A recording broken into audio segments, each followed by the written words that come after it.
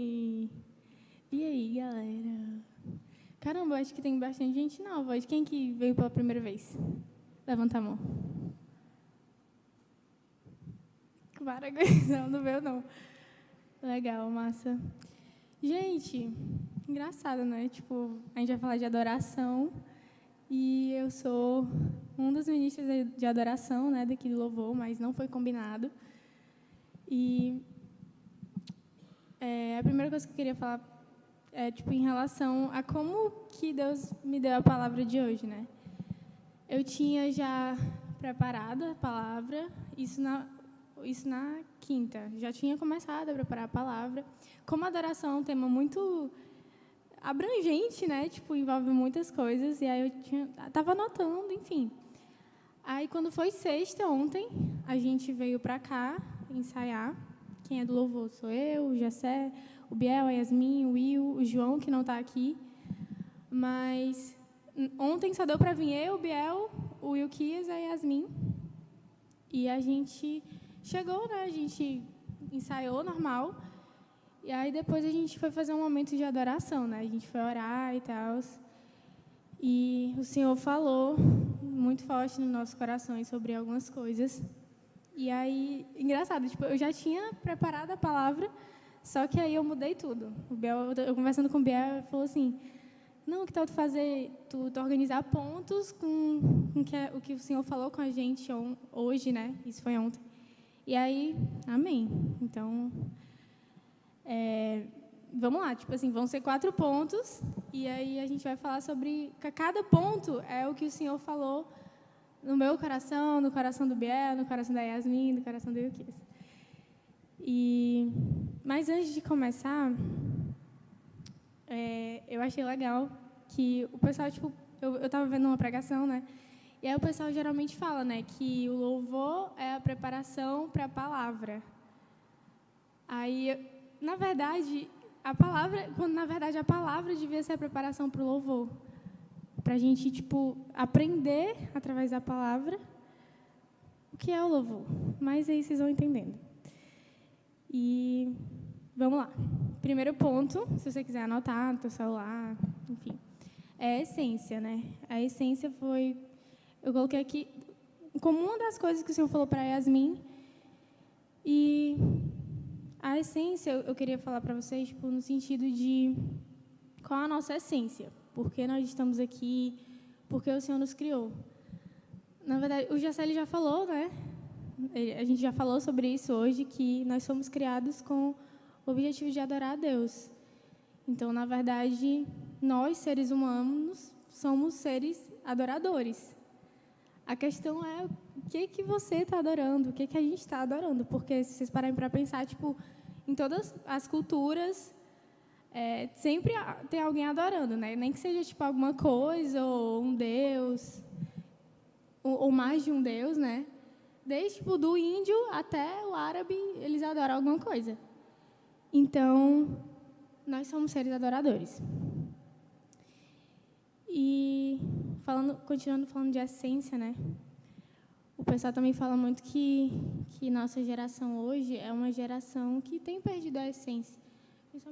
Principalmente a essência do louvor, né? E, de fato, muitas igrejas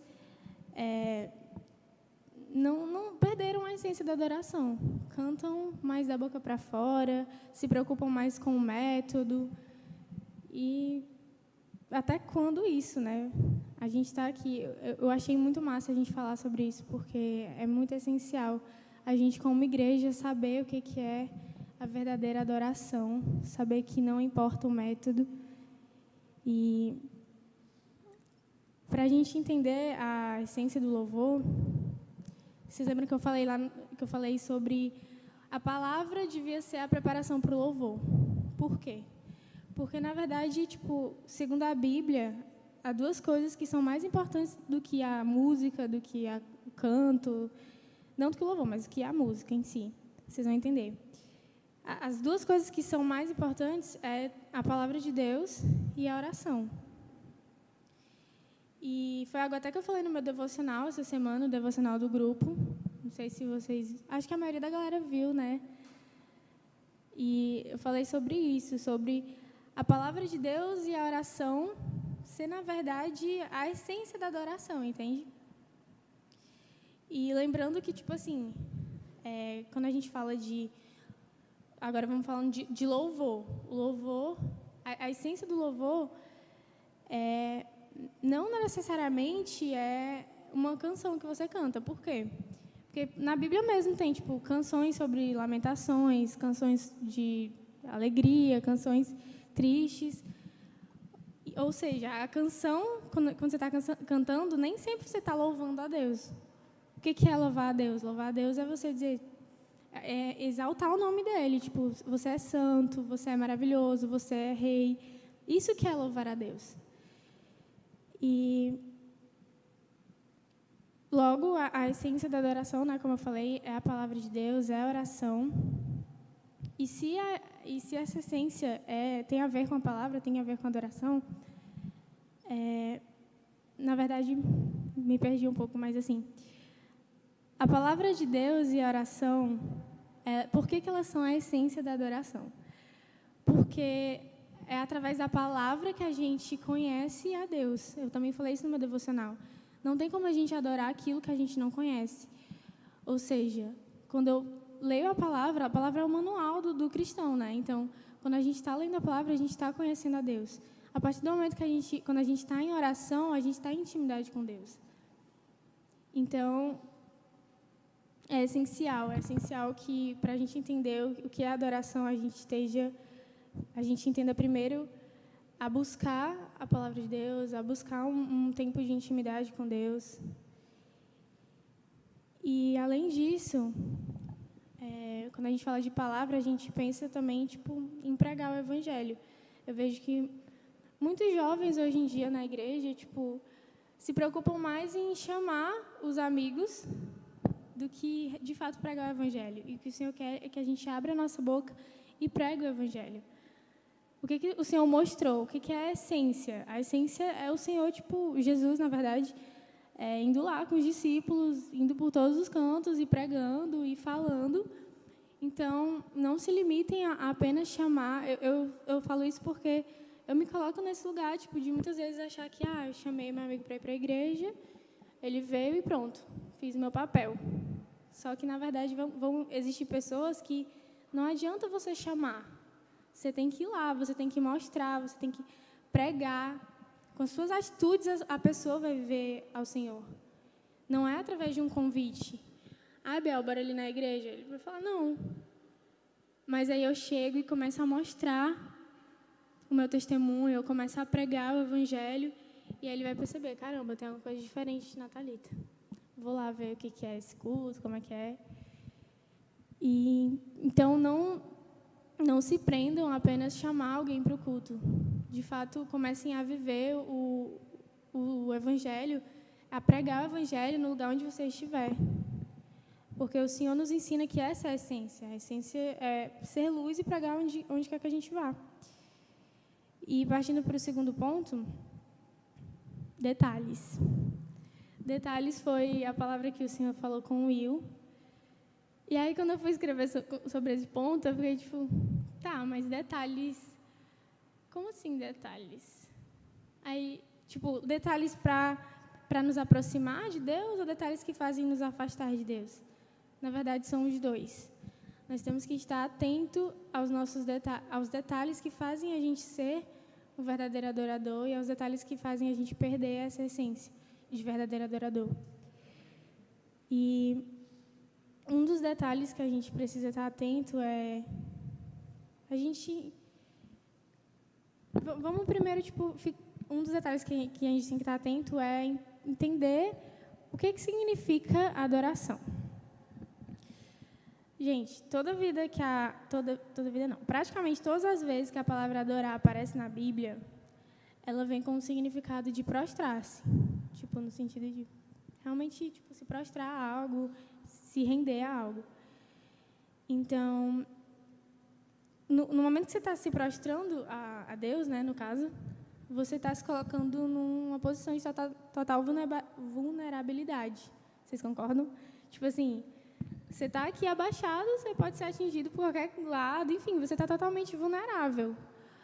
Ou seja, esse é o detalhe, na verdade, é a gente entender que adorar a Deus é estar totalmente vulnerável na presença dEle. Ao ponto de que eu não me importo o que as pessoas estão olhando, se as pessoas estão achando estranho a minha adoração, se, sei lá, pode ser qualquer coisa que a pessoa estiver pensando de mim, mas eu não estou nem aí. Eu só quero me prostrar a Deus, eu só quero me adorar a Deus com tudo que eu tenho e estar ali totalmente vulnerável. Porque adorar a Deus é responder tudo que Ele é com tudo que nós somos. Foi uma das coisas que a Duda falou no devocional dela. Tá espelhando aí? Abre aí a Bíblia em Marcos, capítulo 12. Versículo 29 e 30.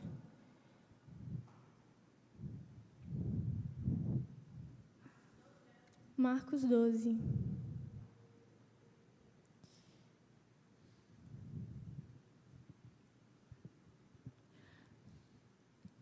Vamos lá, vou ler. Esclareceu Jesus: o mais importante de todos os mandamentos é este: ouve, ó Israel, o Senhor, o nosso Deus, e o único Senhor. 30.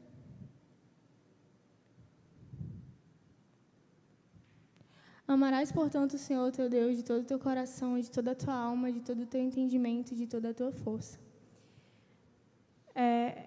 Nós devemos, é o que eu acabei de falar, nós temos que responder a Deus tudo que Ele é com tudo que nós somos. A Dudela falou sobre isso. Por que o Senhor nos exige isso, né? Se você escutou o devocional, você vai lembrar do que eu vou falar agora. Por que o Senhor exige esse amor de nós? Por que o primeiro mandamento é esse? Porque o Senhor, Ele nos ama. Por isso que Ele exige isso. Porque Ele sabe que a partir do momento que a gente colocar outra coisa no lugar dEle, que a gente priorizar outra coisa no lugar dEle, só vai acarretar destruição na nossa vida. Então, o Senhor, Ele nos exige algo, que é a gente amar Ele incondicionalmente, de toda a alma, de todo entendimento, de toda a força. Ele exige isso por puro amor. Por puro amor. Muito louco isso. E outra coisa, se vocês quiserem saber mais detalhes, porque, como eu falei, o tema adoração abrange muita coisa, mas a gente falou sobre isso no devocional dessa semana. Vocês que estão vindo pela primeira vez na igreja, não sabem do que eu estou falando, a gente tem um grupo que lá a gente manda toda semana devocionais da galera, né? E aí a Bia falou sobre uma coisa muito massa, que é a adoração de Davi.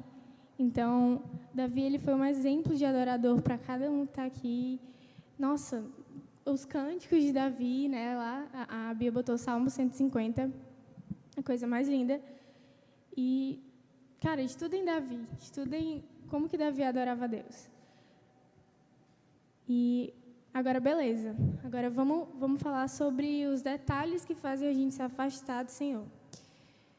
Cara, um dos detalhes que a gente tem que estar atento é o nosso foco. Como assim o nosso foco? Satanás, ele nos rodeia o tempo inteiro querendo que a gente tirar o nosso foco do que está acontecendo, da nossa adoração. Por quê? Para quem lê o livro da Escola de Líderes, né, vai entender. Satanás, ele era ministro do louvor. Ou seja, ele sabe mais do que ninguém a importância que é você ter você estar ali adorando a Deus. E, portanto, ele quer, acabar com o teu foco. Ele não quer que tu adore a Deus verdadeiramente. Na hora do culto, eu tenho certeza que, alguma vez... Eu já passei por isso, então eu tenho certeza que já passaram também. Você está aqui, e aí o louvor está meio estranho, aí tu começa a reparar, a menina errou o tom, e a bateria está muito alta. A pessoa começa a reparar nos defeitos, e aí pronto, tira o foco de tudo. E é isso que Satanás quer. Ele só quer que tu preste atenção em qualquer outra coisa, a não ser a tua adoração a Deus, a não ser tu entregar o teu 100% a Deus.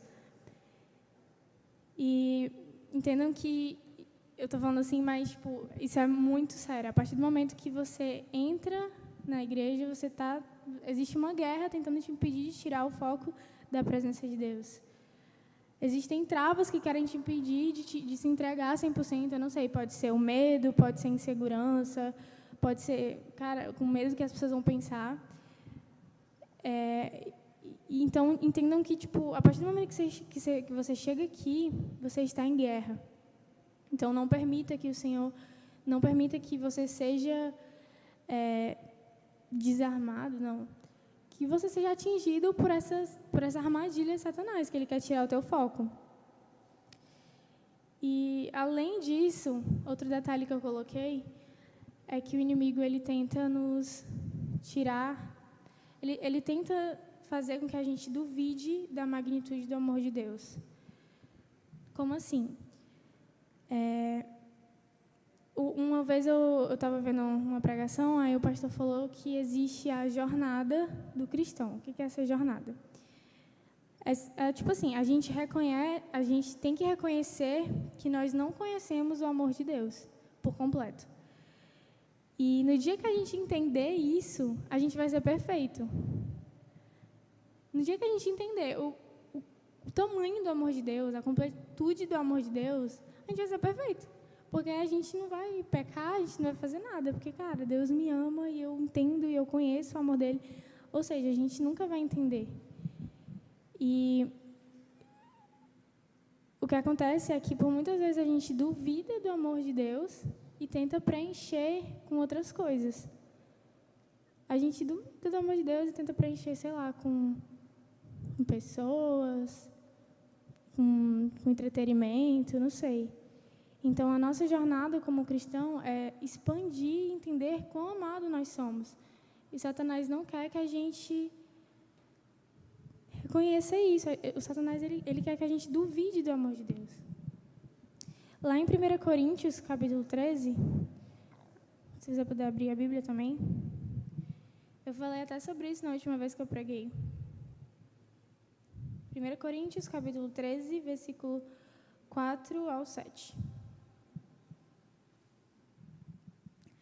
Ele vai falar sobre o amor. Só que ele vai falar sobre o amor de Deus. Presta atenção. O amor é paciente, o amor é bondoso, não inveja, não se vangloria, nem é arrogante. Não se porta de maneira inconveniente, não age egoístamente, não se enfurece facilmente, não guarda ressentimentos. O amor não se alegra com a injustiça, pois sua felicidade está na verdade. Tudo sofre, tudo crê, tudo espera e tudo suporta. Gente, eu falei isso da outra vez e, cara, é esse amor. Esse é o amor de Deus que a gente nunca vai entender. Porque não existe uma pessoa aqui na Terra que possa nos dar esse amor. Não existe um só ser humano que possa entregar esse amor perfeito que eu acabei de ler para vocês. Então, lembrem-se todos os dias que vocês foram encontrados pelo amor de Deus. Que vocês... Cara, eu não sei se vocês já foram encontrados pelo amor de Deus, mas a primeira vez que eu fui encontrada pelo amor de Deus, nossa, foi muito constrangida. Eu creio que foi no primeiro culto que eu vim aqui e eu só conseguia chorar. Eu só conseguia chorar e chorava e parece que não tinha fim. Porque é um sentimento que você não sabe explicar, é um amor que sufoca e você fica, meu Deus, o que é isso? Eu nunca senti isso antes. E se lembrem todo dia, se vocês já sentiram isso, se lembrem todos os dias desse momento. Do momento que vocês foram encontrados pelo amor de Deus, do momento que vocês foram totalmente constrangidos. E se você ainda não encontrou o amor de Deus, se você ainda não passou por esse momento, meu filho, vai acontecer algo muito louco ainda hoje, viu? Se preparem. E peçam para Deus. Se você ainda não passou por esse momento, peça a Deus, Senhor, que eu venha sentir esse amor que as pessoas falam, que eu venha me sentir constrangido por isso. E amém. Terceiro ponto. Unidade. Terceiro ponto, falando sobre unidade, que foi a palavra que o Senhor falou para o Biel. E deixa eu ver aqui o versículo. Estou respirando forte, né? 1 Coríntios 12, versículo 12 e 13. Abre aí a Bíblia, gente, para vocês acompanharem. Vamos lá. Portanto, assim como o corpo é uma só unidade e possui muitos membros, e todos os membros do corpo, ainda que muitos, constituem um só organismo, assim também ocorre em relação a Cristo. Pois todos fomos batizados por um só Espírito, a fim de sermos um só corpo, quer judeus, quer gregos, quer escravos, quer livres, e a todos nós foi dado de beber de um único Espírito. Amém, galera? Que amém morto. Sim, vamos lá. Tá, o que tem a ver isso aí que eu estou falando? Gente, imagina um corpo, imagina o teu pé querendo ir para um lado, imagina o teu pé direito querendo ir para o lado esquerdo, e o teu pé esquerdo, não, me confundi. Imagina esse pé aqui querendo ir para lá, e esse pé querendo ir para o outro lado. Pronto. Não ia dar muito certo. Não ia dar muito certo. E assim como nós somos o corpo, né? O Senhor é a cabeça. É como se fosse um exército mesmo. A gente está todo de camisa de exército aqui, é um ato profético. E imagina aí, um exército tem o capitão, o general, que é o cabeça, que comanda tudo, vocês sabem? Sabe, Bel? É capitão ou é general? Tanto faz.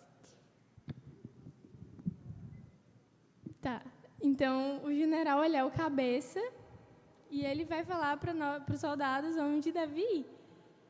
Entende? Então, nós como somos um corpo, nós temos que andar em unidade e adorar em conjunto. Porque quando o general fala, ó, vão para a esquerda, aí beleza, todo mundo vai para a esquerda. Aí o general fala, vão para a direita. Eu fui para a direita, tudo bem. Eu juro que eu sei, juro não. Diante de Deus, eu sei o que é esquerda e direita. Mas vamos lá. Todo mundo para a esquerda, todo mundo para a esquerda.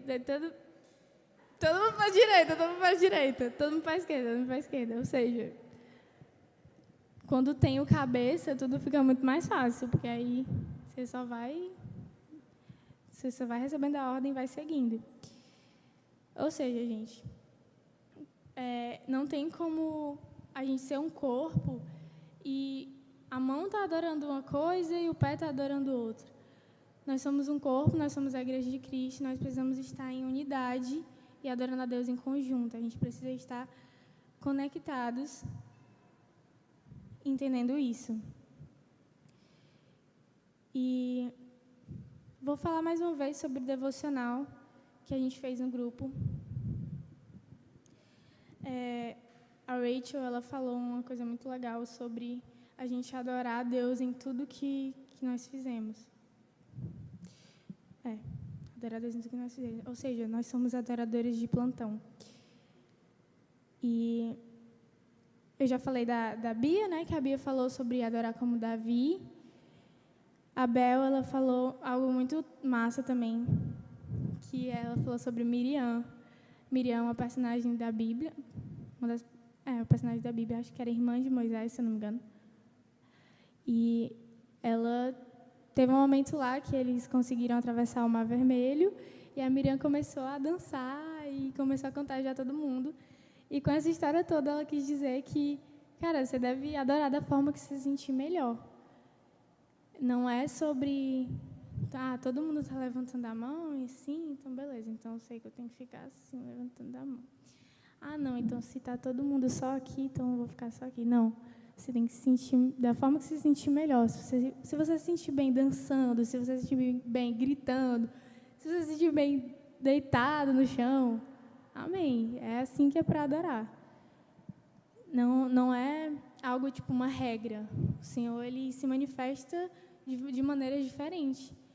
Assim como existem pessoas que gostam de rap e existem pessoas que não gostam de rap. Assim como existem pessoas que preferem...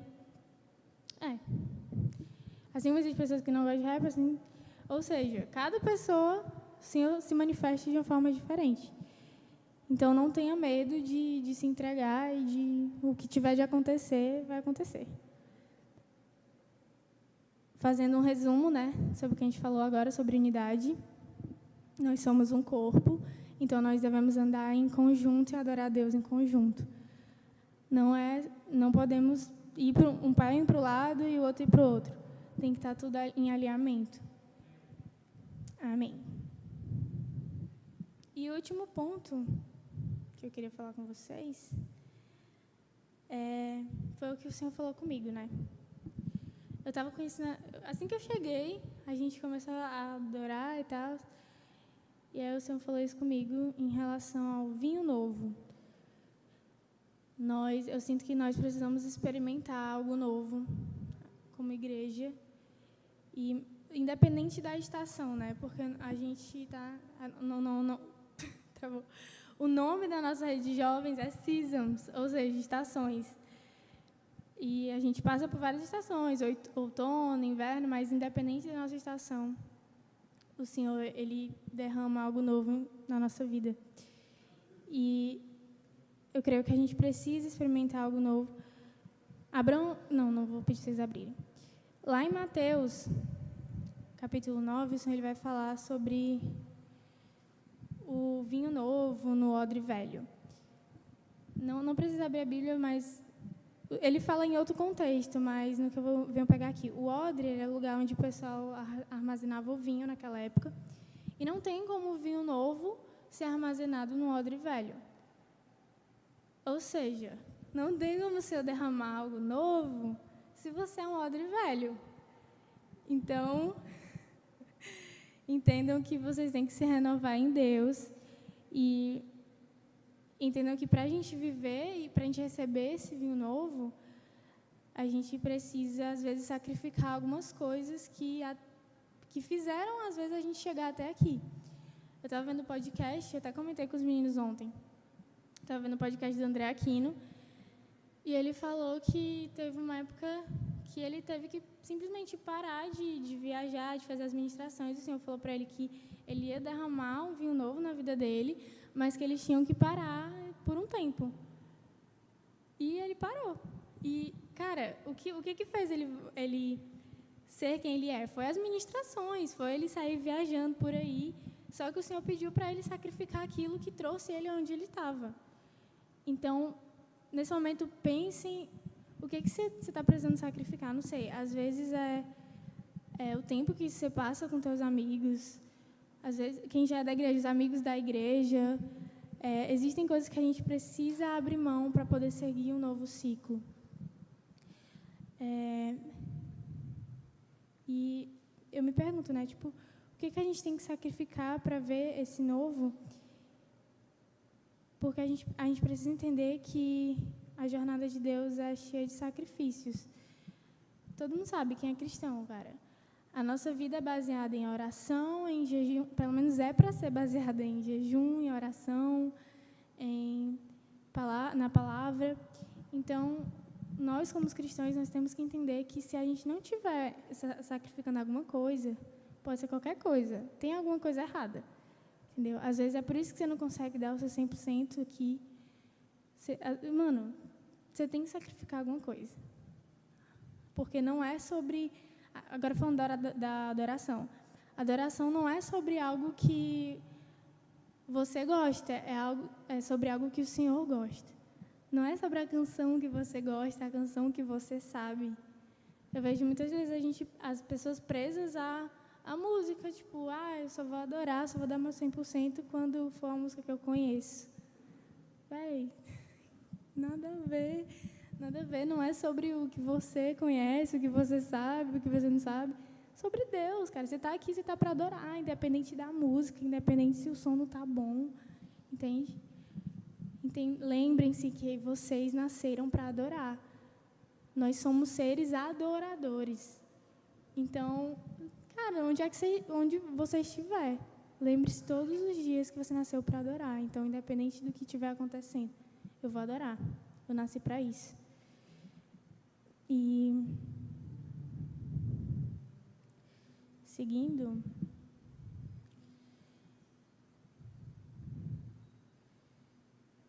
a adoração ela é algo muito...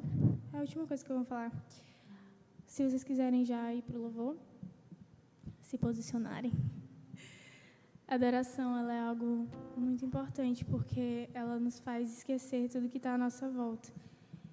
Então, se você chegou na igreja e você saiu do mesmo jeito, é porque você não adorou a Deus da maneira certa. Porque a partir do momento que você chega aqui e você começa a adorar a Deus, você esquece tudo. Você esquece seus problemas, você esquece o que está passando no teu trabalho. Então, a adoração, ela de fato, ela é um renovo para a nossa alma. Então, se você não sai daqui renovado, você não recebeu o que você tinha para receber. E bora lá. Queria que vocês ficassem de pé. A gente vai adorar agora. Amém?